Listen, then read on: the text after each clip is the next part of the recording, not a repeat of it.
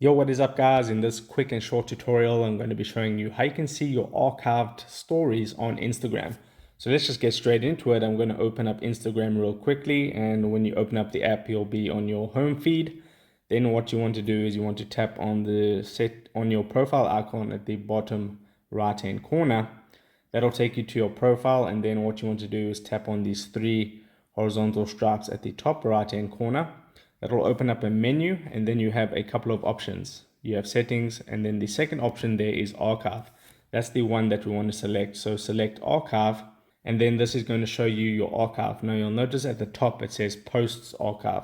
To see your stories, just tap on that and then tap on stories archive at the top, and then that'll show you all the archive stories. Now since this is a account I don't really use, it doesn't have any archive stories, but this is where you'll see that. And if you tap on that little calendar button, you can select between dates of when the stories were posted, or you can select between the next option there, which is location, which I won't tap on for privacy reasons. And then you can also select if you want to your live archive, so if you did some live videos and so on.